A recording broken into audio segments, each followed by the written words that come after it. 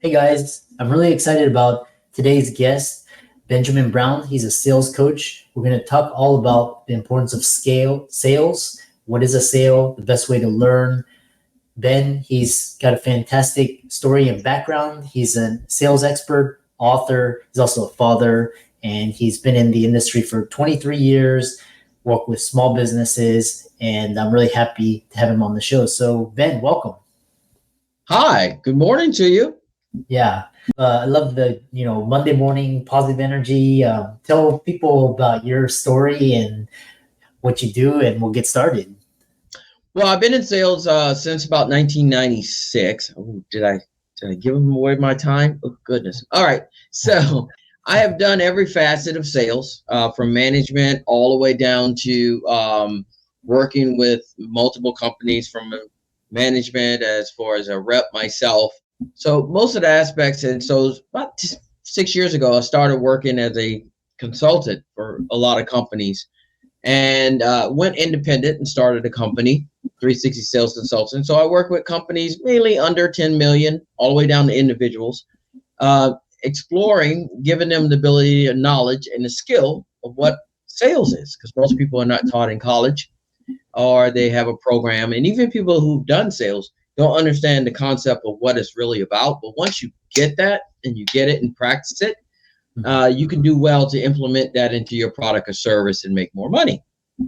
Yeah, it's really interesting because the most people think that basically sales is you're born with it, but you're able to learn from it. So why is learning sales important?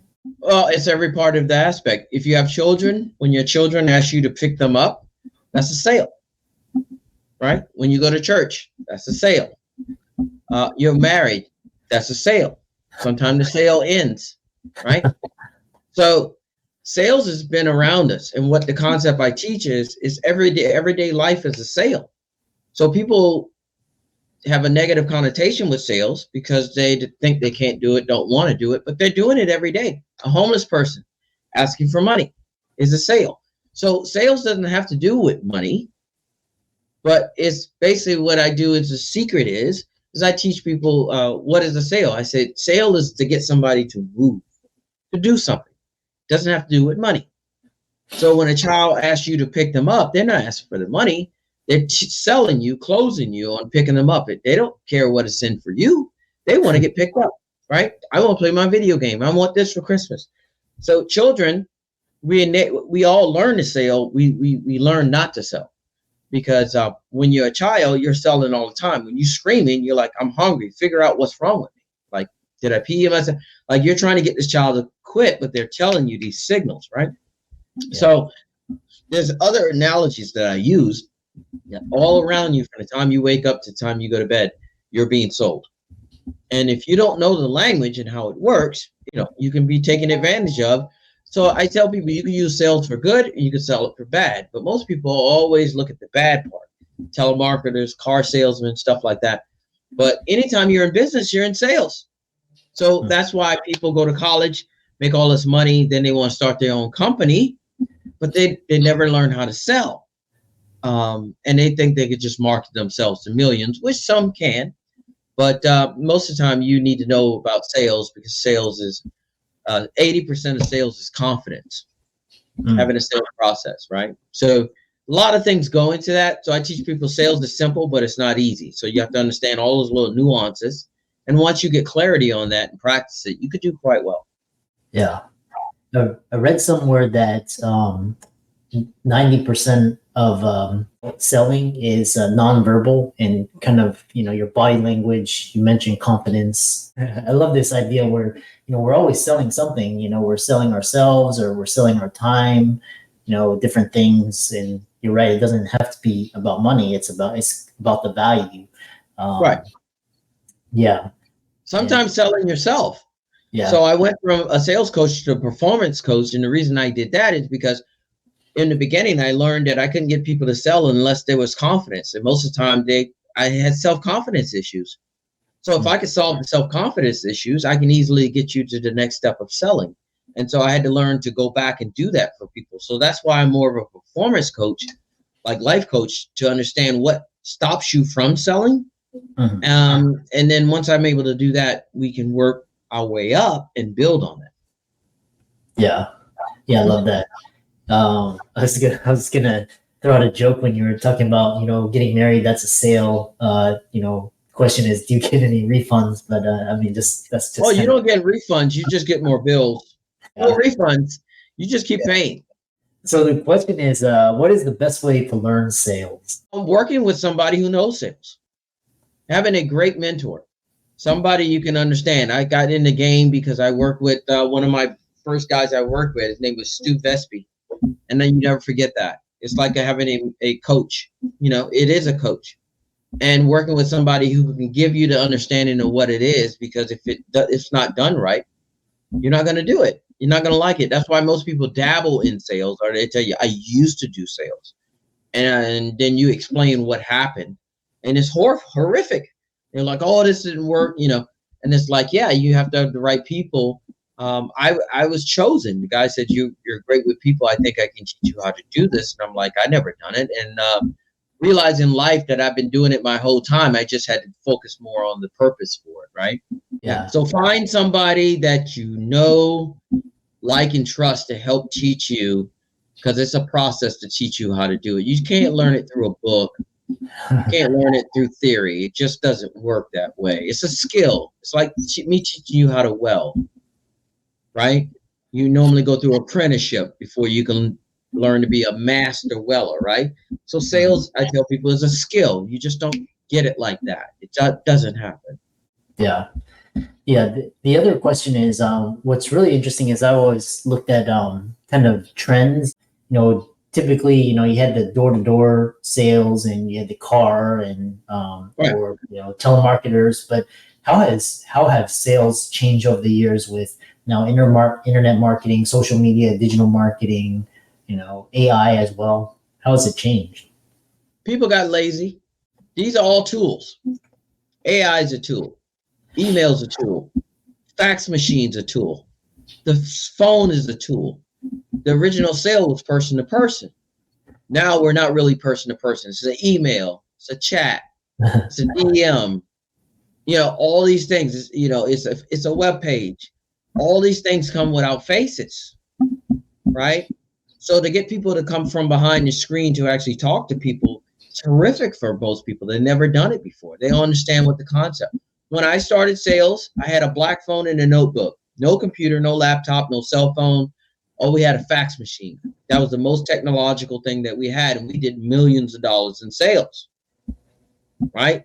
You go back in days, the Roman times, the Greeks, it was all done sales. Sales has been around. It's just the way the tools people rely upon right now. I tell scary thing. I go to people back in the days, can't do it now because they went, and I go into a company, say they do lawn care, all right?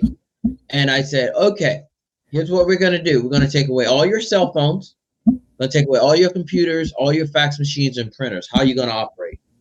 Couldn't do it. Couldn't do it. But you have to look at it from that standpoint. If you look at it from that standpoint and build yourself up, you add the tools in, you become more proficient. So people got more lazy, and there's nothing wrong with it. It's just part of human beings. Which is, you brought up a lot of interesting.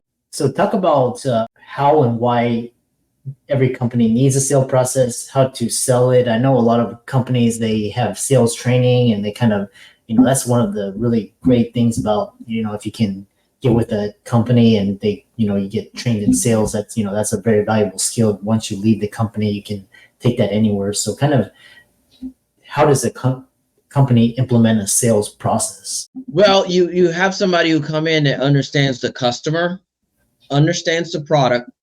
So the deal that I tell people, there's 10 steps in every sales process. So in my book, I cover the 10 steps. But not every company needs 10 steps. The gym business only needs 5: need, use, affordability, spouse, guest pass. So if you know the 10 steps, I go into a company with the 10 steps, no matter what your product, because people say, I don't know if you can help us. We do this. I don't care what your product or service is. I really don't. Don't.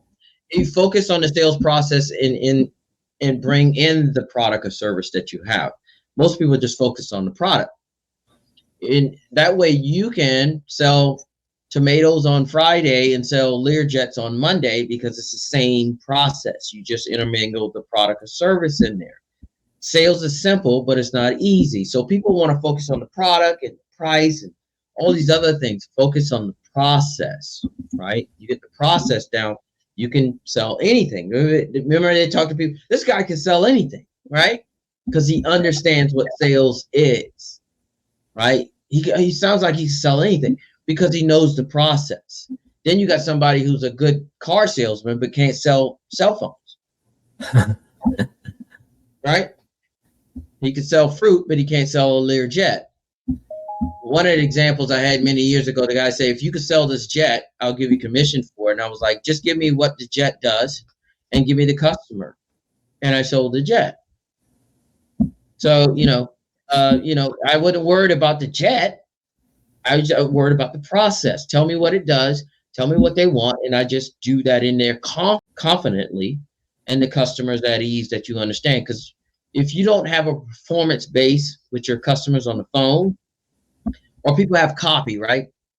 So people do copy, understand, you'll pay, if you want to get your website done, how much you pay for somebody to write the content on your website? Thousands, right? Right? Those people are selling. They're selling through words. They do copy. They know how to sell through words. I'm dyslexic. You have me do that, you'll make no money. But if you had me on the phone to sell your product, then I can do it because I'm using my voice. That's my tool, right? Yeah. So some people do it with pictures, Instagram now. You can sell people based upon what they see, all these kind of different things. So it doesn't change, and people think it's all discombobulated. It's very simple if you understand what's going on. Yeah. Really interesting, ideas. So kind of tell people how, kind of the work that you do with clients, some success stories, and end it with how do people contact you, reach out to you on social media, etc. So what I've done is one of the clients I work with, most of the people I work with, I only work with people that can grow, that has ability to grow. I tell people, you pay me through the new customers that you get. So when I analyze the company, I can understand the growth. Because the main thing of a sale is the referral. When I'm done with you, I want you to refer me to somebody else. Makes my job a whole lot easier. And every business should be that way.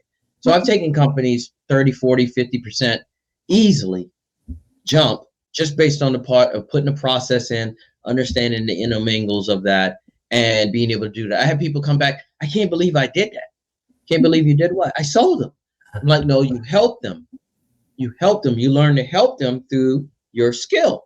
Because if you believe in your product or service, you should be able to sell it, right?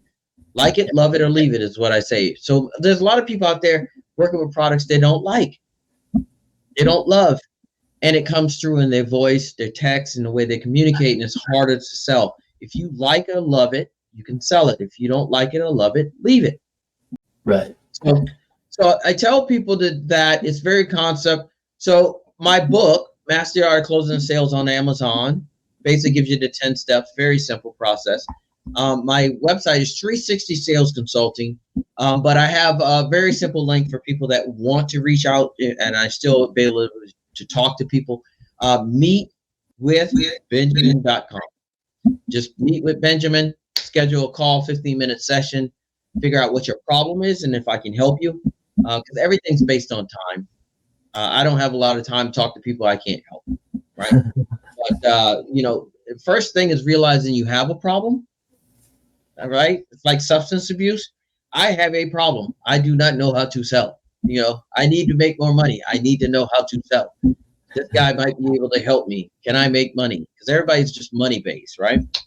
And so sales is about confidence, building that confidence. That's why I would go from sales coach to performance coach, because most of the students I had to work with to get the best out of them or get them to really understand is to build their confidence first. And with that, you layer the process on top, and then you got somebody you can work with. So that's why I work with everybody based on their life, fitness, health, get all this in, because main thing, you have to be at a top level to sell mentally, because you got to be able to take rejection. And most people never took rejection. Yeah. Yeah, really fascinating. And for all the listeners out there, let's thank Ben for talking about sales, and really, kind of some really golden nuggets. And all of his resources will be in the links and show notes. And with that, thanks so much for coming on to the podcast. Thank you.